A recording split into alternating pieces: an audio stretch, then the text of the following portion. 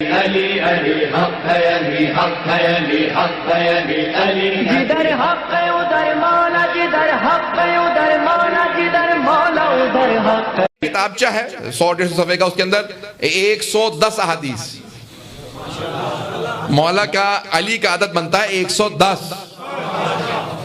تو انہوں نے مولا کی شان میں سرور کائنات کی 110 وہ احادیث لکھی ہیں جو مولا کے فضائل خود پیغمبر نے بیان کی ہیں۔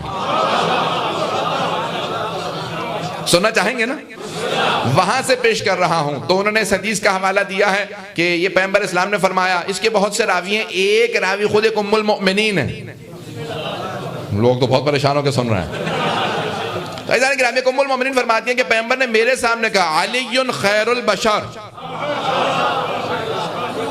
کہ جتنے بھی بشر ہیں، توجہ ہو، جتنے بھی بشر ہیں سب میں، سب کے فضائل میں ان کے سردار علی ہیں۔ توجہ ہو، ان سب کے تمام فضائل میں ان کے سردار علی، علی خیر البشر فمن ابا فقط کفر، جس نے اس بات کا انکار کیا وہ کافر ہو گیا۔ او مسلمانوں، مولویوں کی نہ ماننا، ماں کی مان لو۔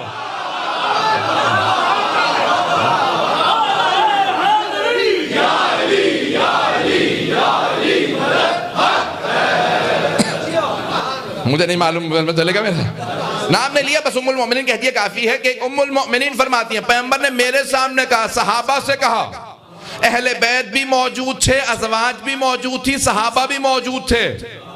اب سمجھ میں آ رہا ہے تینوں الگ الگ ہیں۔ اہل بیت بھی موجود تھے، ازواج بھی موجود تھی اور صحابہ بھی موجود تھے۔ پیغمبر نے سب کے سامنے کہا، علی خیر البشر۔ میرے تمام کے تمام شیعہ سنی بھائیوں، جہاں تک آواز جا رہی ہے جملہ پیش کر رہا ہوں، پیغمبر اسلام نے سارے صحابہ کو صحابی کہا ہے، یہ میرا صحابی، یہ میرا صحابی، یہ میرا صحابی، صحابی کہا۔ صحابی کہتے ہیں صحبت میں بیٹھنے والے کو، صحابہ کو صحابی کہا، صرف علی کو بھائی کہا نہیں ہے۔ پیغمبر اسلام نے صرف امیر المؤمنین کو بھائی کہا۔ میں پتہ نہیں بات پہنچا پا رہا ہوں یا نہیں۔ صرف امیر المؤمنین کو بھائی کہا، جسے پیغمبر بھائی کہیں۔ صحابہ کا مقام یہ ہے کہ پیغمبر کو دیکھا کلمہ پڑھنے کے بعد اور اپنے آپ کو غلام کہتے ہیں پیغمبر کا۔ ہم اس لیے ان کا احترام کرتے ہیں کیونکہ وہ اپنے آپ کو پیغمبر کا غلام کہتے ہیں۔ جو اپنے آپ کو پیغمبر کا غلام کہے ہم اس کا احترام کرتے ہیں۔ توجہ، جو اپنے آپ کو پیغمبر کا غلام کہے، یہ کہے میں پیغمبر کو مانتا ہوں۔ مجمع کی توجہ، میں پورا خون جگر دے رہا ہوں آپ کی خدمت میں۔ وہ تمام افراد جو اپنے آپ کو پیغمبر کا غلام کہیں ہم انہیں صحابی مانتے ہیں۔ کون کہتا ہے شیعہ صحابہ کو نہیں مانتے؟ یہ آسمان پہ ہوں تو ستارے ہیں، زمین پہ ہوں تو ہدایت کے منارے ہیں، پتہ نہیں ہم سب کی آنکھوں کے تارے ہیں۔ پیغمبر کے ہوں،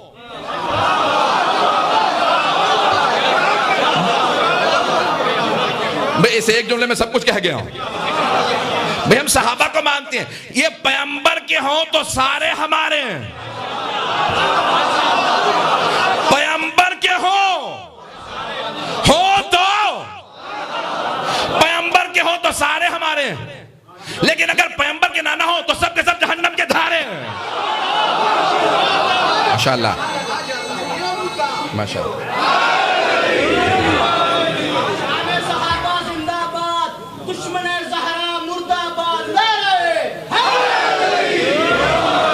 بات پہنچ رہی ہے میری؟ عزیزان گرامی، سرور کائنات نے صحابہ کے مجمع میں اہل بیت کے صحابہ ازواج سب کے سب موجود ہیں، فرما رہے ہیں علی خیر البشر۔ مجھے اسی حدیث کو پیش کرنا، علی خیر البشر، علی خیر البشر ہیں، جتنے ہیں سب میں سب سے بہتر ہیں۔ فمن ابا فقط کفر، ابا عربی کا لفظ ہے، ماضی کا صیغہ، ابا کرنا، اکڑنا۔ آپ کو بڑے واضح الفاظ میں قرآن سے دکھا دیتا ہوں۔ اللہ کہتا ہے کہ جب میں نے آدم کو خلق کیا تو سارے فرشتوں سے کہا فقعوا لہ ساجدین، اس کے سامنے سجدے میں گر جانا۔ فسجدوا کل، اللہ کہہ رہا سارے کے سارے فرشتے آدم کے سامنے سجدے میں گر گئے الا ابلیس، سوائے ابلیس کے، ابا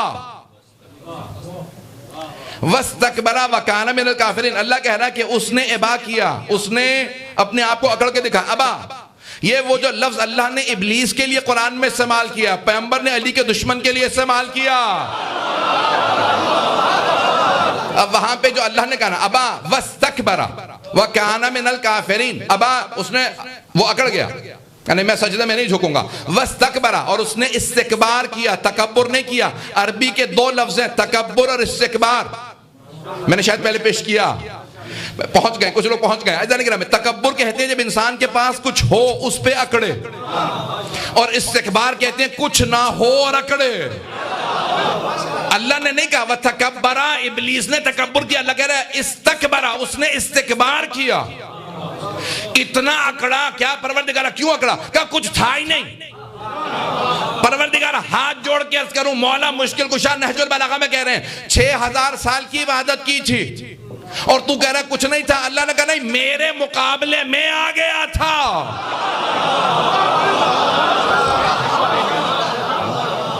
میرے مقابلے میں آ گیا تھا، میرے مقابلے میں اس کے پاس کیا تھا؟ ابا واستکبر وکان من الکافرین، اس دن کافر نہیں ہوا تھا، وکان من الکافرین، کافروں میں سے تھا۔ مجمع کی توجہ، ایک نکتہ دینا چاہ رہا ہوں عزیزان گرامی، بہت سے افراد ان کے سارے عیب چھپے رہتے ہیں جب تک امتحان نہ ہو جائے۔ نہیں ہے مجمع، ابلیس چھپا ہوا تھا، فرشتے ظاہر دیکھ رہے تھے، اس لیے بیٹھ کے درس پڑھ رہے تھے، اللہ باطن جانتا تھا۔ توجہ توجہ توجہ، اللہ باطن جانتا تھا۔ فرشتوں نے کہا پروردگار آسمان پہ لے، اتنی عبادت کر رہا، اللہ نے کہا لے آؤ، تمہاری مرضی ہے، میری منشا نہیں۔ انہوں نے کہا اللہ نے اجازت دے دی، لے چلتے ہیں 7ویں آسمان پہ، بھئی 1 سے لے کے 4تھے آسمان پہ لے آئے۔ وہ بھی عبادت بڑھاتا رہا کہ مجھے ترقی مل رہی ہے، جب تک امتحان نہیں ہوا تب تک وہ چھپا رہا۔ فرشتے سوچ رہے تھے اس میں ایمان ہے۔ توجہ، جیسے ہی اللہ نے کہا اب میں نے اپنا نمائندہ بنا دیا، میرے بنائے ہوئے کو مان لو، میرے بنائے ہوئے کو مان لو۔ اس نے کہا نہیں مانوں گا۔ کب تک چھپا رہا؟ جب تک کہ اللہ کا بنایا ہوا سامنے نہیں آیا۔ جیسے ہی اللہ کا بنایا ہوا سامنے آیا، ابلیس کا کفر و نفاق سامنے آیا۔ بھائی بہت سے لوگوں کے ایمان چھپے ہوئے تھے، غدیر کا میدان تھا، پیغمبر کی زبان تھی، علی کا بازو تھا، من کنت مولا تھا۔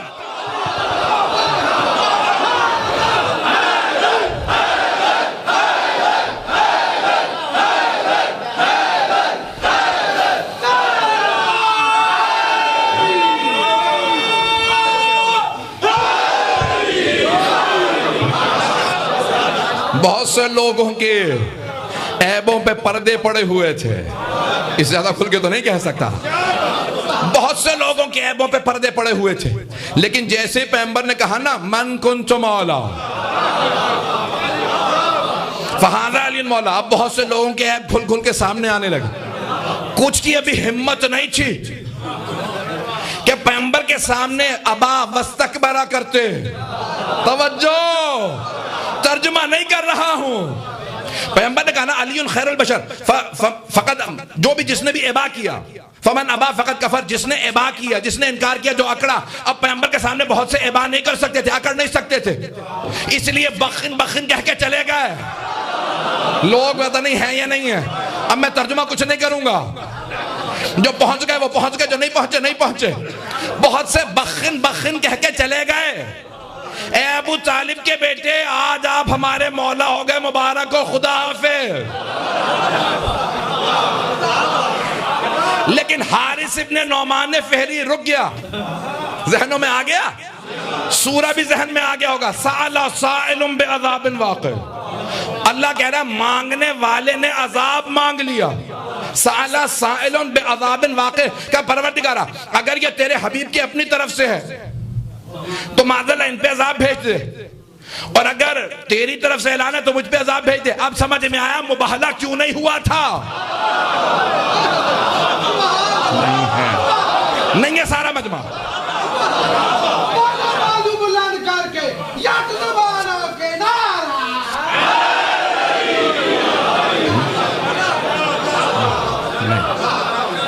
نہیں پہنچا سکا۔ اب سمجھ میں آیا مباہلہ کیوں نہیں ہوا تھا؟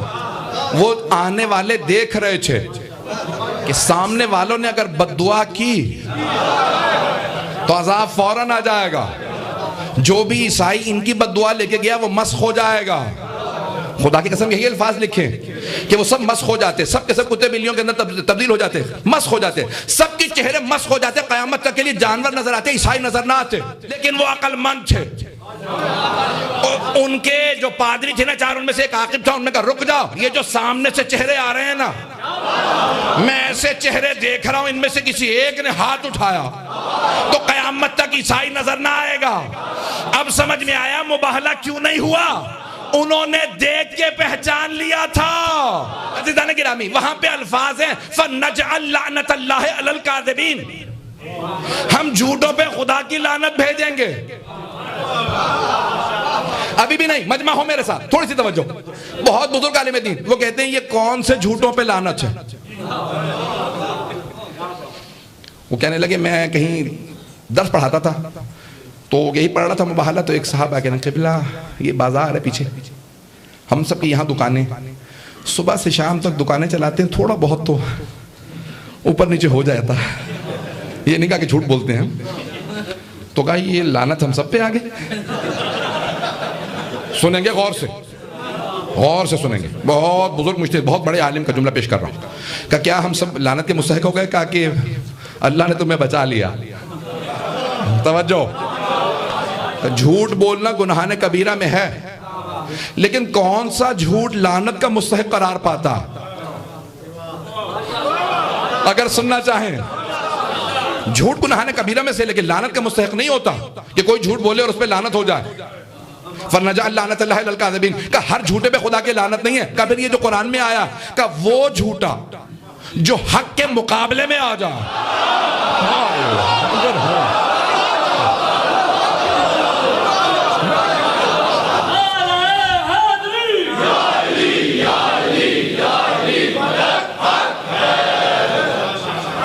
بات پہنچ گئی ہے۔ فَنَجْعَلْ لَعْنَةَ اللَّهِ عَلَى الْكَاذِبِينَ، جو بھی جھوٹا حق کے مقابلے میں آ جائے اس پہ قیامت تک کے لیے لعنت ہے۔ اب توجہ ہو، علی سے بہت سو نے بغض رکھا، عذاب نہیں آیا دنیا میں، آخرت میں ملے گا، لیکن حارث ابن نعمان فہری نے پیغمبر کے مقابلے میں آ کے کہا تھا پروردگار اگر انہوں نے اپنے پاس سے کہا تو ان پہ عذاب نہیں تو مجھ پہ بھیج دے۔ اللہ نے کہا سن، میں بڑے بڑے دشمنوں کو چھوٹی چھوٹی کنکریوں سے مارتا ہوں۔ بھائی دیکھیں کون کون سے بڑے بڑے دشمن، جتنے بڑے بڑے دشمن تھے انہیں کسی بڑے نے نہیں مارا تاکہ ناز نہ کر سکے میں علی کے ہاتھوں مارا گیا۔ علی ہے یا نہیں ہے؟ جانتے سب سے بڑا دشمن پیغمبر کا کون تھا؟ ابو جہل۔ اور جانتے کس نے مارا؟ سب سے چھوٹے صحابی حضرت عبداللہ ابن مسعود نے، جو صحابہ رسول میں جن کا قد سب سے چھوٹا تھا۔ جب سب بیٹھے ہوتے تھے صحابہ اور وہ کھڑے ہوتے تھے لگتا یہ بھی بیٹھے ہوئے، بہت چھوٹے قد والے تھے، سیاہ رنگت تھی، چھوٹا قد تھا، پتلی پتلی ڈانگیں تھی، یہاں تک ایک مرتبہ پیغمبر نے کہا، اور ان سے کام کہتے تھے حافظ کل قرآن تھے، 70 سورے پیغمبر سے سن کے حفظ کیے تھے اور باقی جناب امیر سے۔ ایک مرتبہ کہا یہ ابن مسعود ہے، مسعود کے بیٹے، ذرا جا کے میرا جو مشکیزہ وہ لیا، میں نے وضو کرنا۔ تو گئے، اچھا قد چھوٹا تھا، اب ہاتھ بڑھا رہے ہیں، ہاتھ نہیں پہنچ رہا۔ عرب لمبا کرتا پہنتے تو ان پتلی پتلی ڈانگیں تھی۔ تو صحابی نے کہا میں نام لینے والا تھا، نکلنے والا نام منہ سے نکلنے والا تھا، تو انہوں نے فوراً کہا، ہنس کے مذاق اڑا کے کہا یا رسول اللہ کتنی پتلی پتلی ٹانگیں ہیں اس کی۔ تو پیغمبر صلی اللہ علیہ وسلم نے کہا خبردار مذاق نہ اڑا، روز قیامت اس کی ایک ٹانگ اگر تیرے سارے اعمال سے تولی جائے تو اس کی ٹانگ وزنی ہوگی۔ پہنچ گئے؟ بس اس سے زیادہ تفصیل میں نہیں جا سکتا۔ تو جو بھی اہل بیت کے مقابلے میں آئے تو جناب سرور کائنات نے کہا اس کی ایک یہ پتلی سی ٹانگ تیرے سارے اعمال سے افضل ہے۔ وہ جناب عبداللہ ابن مسعود جب ابو جہل گرا نا گھوڑے سے تو کہو کسان کے بیٹے خبردار ہاتھ نہ لگانا، میں سردار ہوں۔ کہا نہیں تجھے میں ہی ماروں گا۔ کہا کسان کا بیٹا غریب آدمی مجھے مارے گا؟ کہا ہاں۔ کہا مارنے سے پہلے بس 3 کام یاد رکھنا، یہ بتا قریش کے سرداروں کو فتح ہوئی ہے یا عبداللہ کے یتیم کو؟ پیغمبر کا نام نہیں لیا، کہا یتیم۔ تو جناب عبداللہ ابن مسعود نے پلٹ کے کہا سرکار رسالت مآب، سرور کائنات، اللہ کے رسول، نور دو عالم محمد مصطفیٰ کو فتح ہوئی ہے۔ چلیں گے نا؟ میں پورا خون دے رہا ہوں، پورے جوش سے پڑھ رہا ہوں میں اپنا۔ ایک مرتبہ جناب عبداللہ ابن مسعود نے کہا سرور کائنات کو فتح ہوئی ہے۔ کہا نہ بتاتا تو زیادہ اچھا ہوتا۔ کہا کیا کروں؟ کہا 3 کام یاد رکھ، میرا خول مت اتارنا۔ کہا کیوں؟ کہ بہت قیمتی ہے، میں پیسے والا آدمی تھا، لوگوں کو پتہ چلے میں پیسے والا تھا، یہ بہت قیمتی ہے، یہ مت اتارنا۔ دوسرا کام، جب سر رکھو نا تو میرا سر بیچ میں رکھنا، میں سردار ہوں، اور گردن ذرا لمبی کاٹنا، پتہ چلے میں خاندانی آدمی تھا۔ مر رہا ہے، تکبر کیسا ہے۔ تو جناب عبداللہ ابن مسعود نے خول اتارا سر سے اس کے، کہا خول تو ابھی اتار کے پھینک دیا، اور کہا میں بھی نہیں لے کے جاؤں گا، فقیروں میں بانٹوں گا۔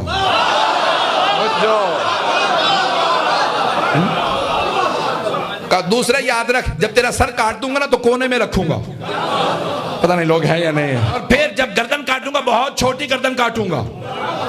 کہا کیوں تو میرے ساتھ یہ سب کچھ کر رہا ہے؟ جانتا نہیں تو میرا ایک مرد غلام تھا؟ کہا یہی تو سمجھا رہا ہوں، غلام غلام نہیں رہتے، جو محمد کو مان لے وہ سردار۔